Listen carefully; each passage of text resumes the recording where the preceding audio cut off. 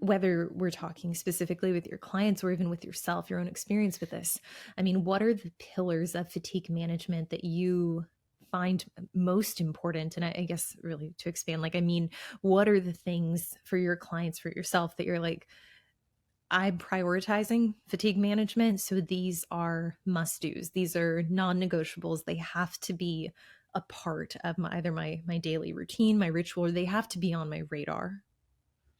Yeah, I think there's so many ways you could take this, but what comes to mind first is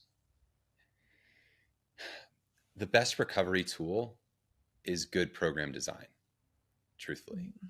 Mm. Um, so if you are consistently not recovering, if you are consistently flirting with injury or getting injured, if you are consistently not able to make noticeable progression, if you do anything along those lines, it's not, oh, I didn't foam roll, I didn't ice bath, I didn't get my sauna in, I slept an hour less.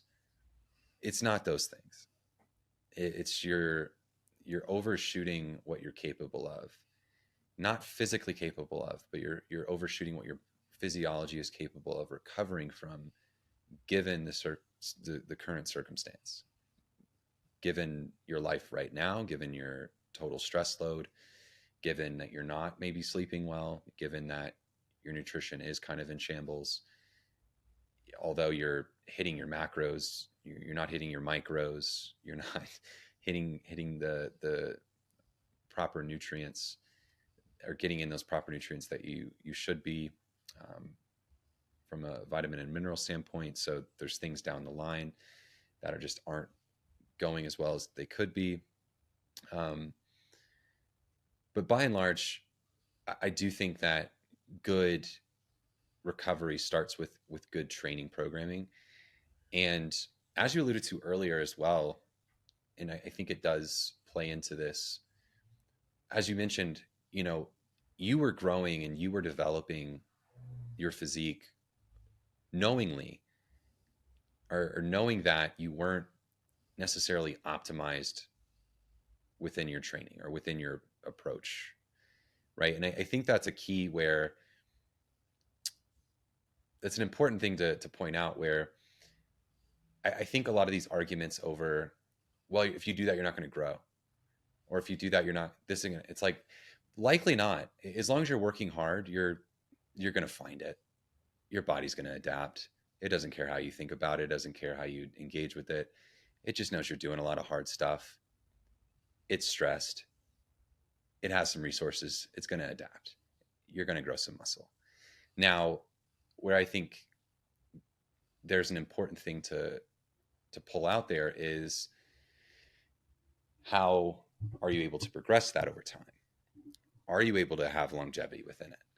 Are you consistently injured? Are you noticeably not recovering between sessions? Right.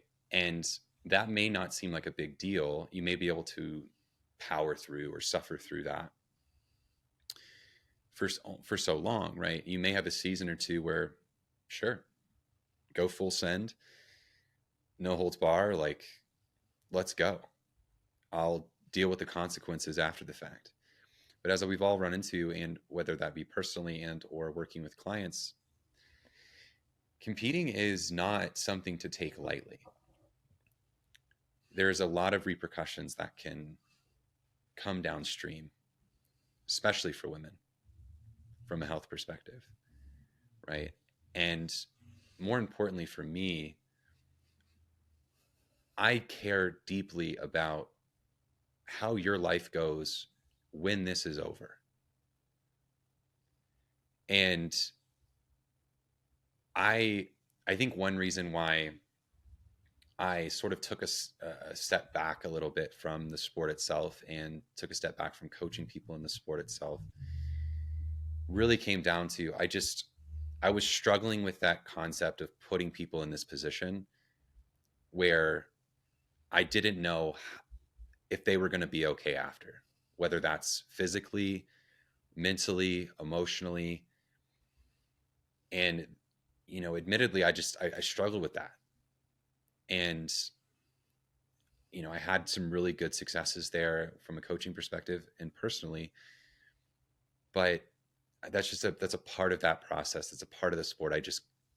As I got older, I just couldn't and became more aware of these issues. I couldn't quite get there, right? Or stay there, if you will. Um, but when it comes to kind of tying that into the auto regulation standpoint, it's having that ability to, again, know when to push, know when to pull back. And I do think that is rooted in good program design. I think that's rooted in flexible program design. That's rooted in a client first, competitor first type of program design. That there's a lot of room for negotiation here. There's a lot of room for, and I noticed I was doing this a lot more towards the tail end of coaching more competitors, which was there was a lot of open-ended information. There was a lot of open-ended, whether that's the amount of sets or reps or rest periods, those became less and less specific. They were specific insofar that it told them what to do, how much to do it, and how long to rest after. But there was a lot of variance between it, right? So I went from only 30 seconds here or only 10 seconds here to, hey, 10 to 60-second rest period here. Go with your gut. Depending on how deep in prep we are, I do not want you to risk an injury here. I do not want you to overshoot what you can recover from here. So I'd much rather you do slightly less today so we can do more tomorrow rather than doing more today and not being able to do anything tomorrow. And, I took that same approach with nutrition as well and created longer runways into shows and encourage people to take their time more and to really consider what this process is. But from that auto regulation standpoint, I do find that understanding RPE, understanding RIR, kind of how hard were those sets? How are we progressing those sets? How long are we resting? How long do we have between sessions? What's that split look like? Right? We likely can't have 4 or 5 days of glute work here. Right? So learning how to divvy that up properly so you are actually getting more out of less and we're able to put that elsewhere and put that more into the recovery aspect of things. I had one more thing, but I forgot. So I'm gonna throw it back and That's see okay. if I was too off base there with the auto regulation question and or if I was somewhat on the right track.